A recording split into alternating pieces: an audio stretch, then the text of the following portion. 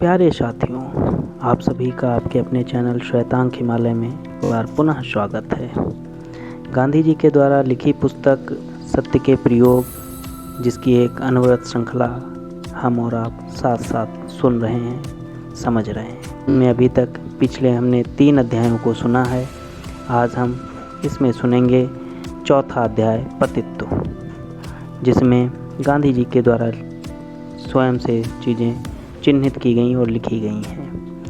प्यारे साथियों, आप सभी से विनम्र निवेदन है कि आप चैनल पर अगर नए हैं तो चैनल को सब्सक्राइब कर लें, बेल आइकन ज़रूर प्रेस करें, ताकि भविष्य के जो भी वीडियोज़ हैं, जो भी कार्यक्रम हों, वो आप तक आसानी से पहुंच सकें और आपकी पहुंच आसान हो सके।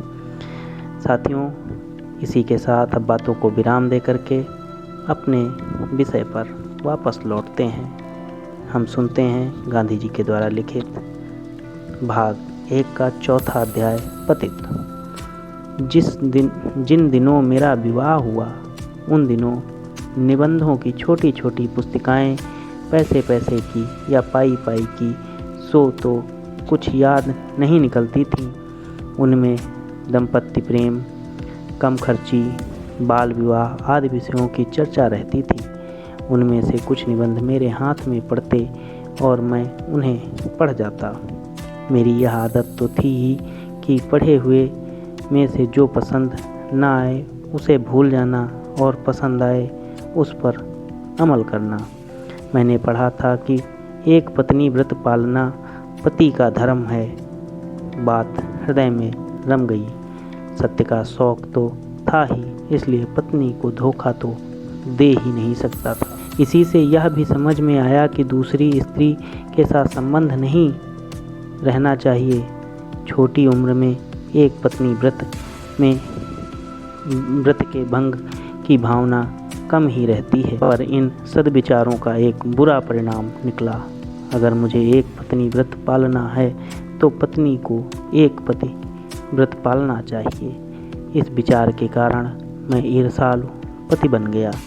पालना चाहिए में से मैं पलवाना चाहिए के विचार पर पहुंचा, और अगर पलवाना है तो मुझे पत्नी की निगरानी रखनी चाहिए। मेरे लिए पत्नी की पवित्रता में शंका करने का कोई कारण नहीं था, पर ईर्ष्या कारण क्यों देने लगी। मुझे हमेशा यह जानना चाहिए कि मेरी स्त्री कहाँ जाती है, इसलिए मेरी अनुमति के बिना वह कहीं जा ही नहीं सकती। यह चीज़ हमारे बीच दुखद झगड़े की जड़ बन गई। बिना अनुमति के कहीं भी न जा सकना तो एक तरह की कैद ही हुई, पर कस्तूरबाई ऐसी कैद सहन करने वाली थी ही नहीं। जहाँ इच्छा होती वहाँ मुझसे बिना पूछे जरूर जाती। मैं ज्यों-ज्यों दबाव डालता त्यों-त्यों वह अधिक स्वतंत्रता से काम लेती और त्यों-त्यों मैं अधिक चिढ़ता। इससे हम बालकों के बीच बोलचाल का बंद होना एक मामूली चीज़ बन गई। कस्तूरबाई ने जो स्वतंत्रता बरती उसे मैं निर्दोष मानता हूँ।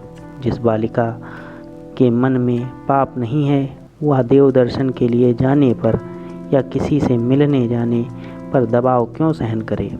अगर मैं उस पर दबाव डालता हूँ तो वह मुझ पर क्यों न डाले। यह तो अब समझ में आ रहा है। उस समय तो मुझे अपना पतित्व सिद्ध करना था। लेकिन पाठक यह न माने कि हमारे गृह जीवन में कभी भी मिठास नहीं थी। मेरी वक्रता की जड़ प्रेम में ही थी। मैं अपनी पत्नी को आदर्श बनाना चाहता था। मेरी यह भावना थी कि वह स्वच्छ बने, स्वच्छ रहे। मैं सीखूं तो सीखे, मैं पढ़ूं सो पढ़े, और हम दोनों एक दूसरे में ओत-प्रोत रहें। कस्तूरबाई में यह भावना थी या नहीं, इसका मुझे पता नहीं। वह निरक्षर थी, स्वभाव से सीधी, स्वतंत्र, मेहनती और मेरे साथ तो कम बोलने वाली थी। उसे अपने अज्ञान का असंतोष न था। अपने बचपन में मैंने कभी उसकी यह इच्छा नहीं जानी कि मेरी तरह वह भी पढ़ सके तो अच्छा हो।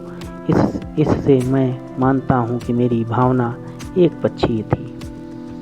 मेरा विषय सुखद एक स्त्री पर ही निर्भर था और मैं उस सुख का प्रतिघोष चाहता था जहाँ प्रेम एक पक्ष की ओर से भी होता है।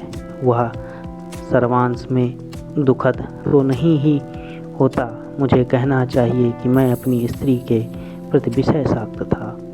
साला में भी उसके विचार आते रहते, कब रात पड़े और कब हम मिलें यह विचार बना ही रहता। वियोग असहाय था। अपनी कुछ निकम्मी बकवासों से मैं कस्तूरबाई को जगाए ही रहता।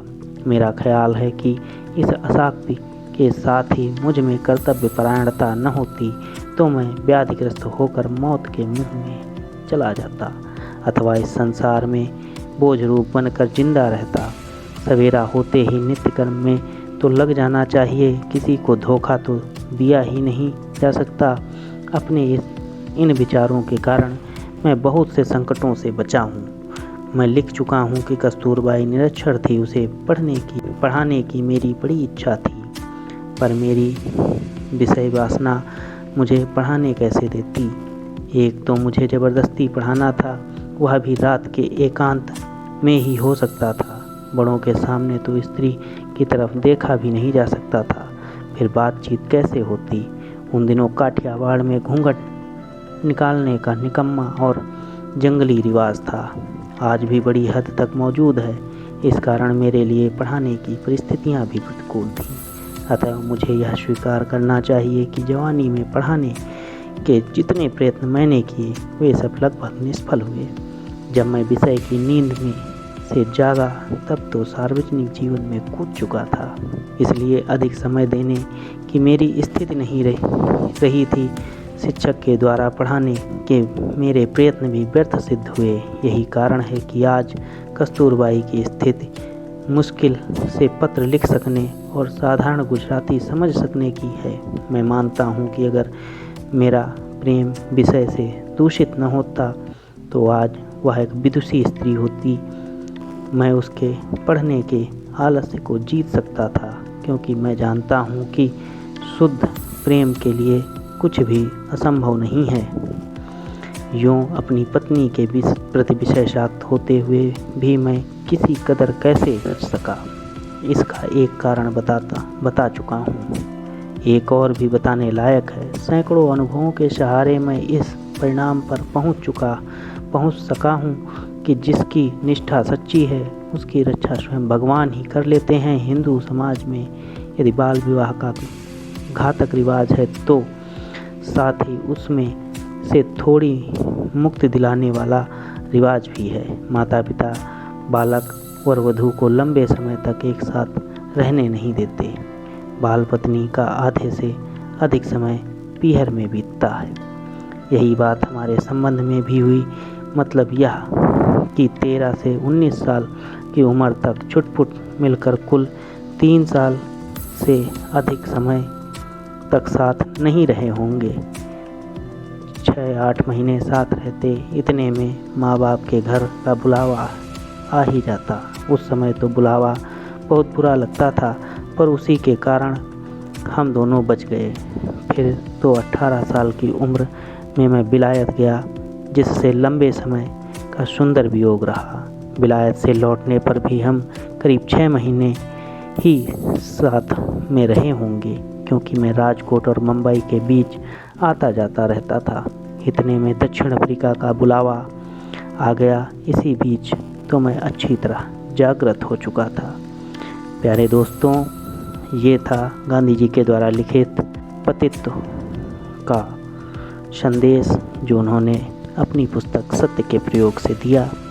इसे हम और आपने जाना। अपेक्षा है आपसे कि आप इसे अंत तक अवश्य सुनेंगे और अपनी प्रतिक्रिया अवश्य व्यक्त करेंगे।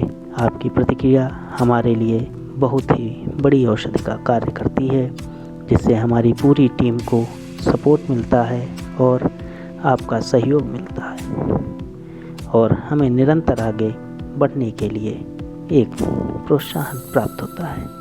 आपका बहुत बहुत आभार।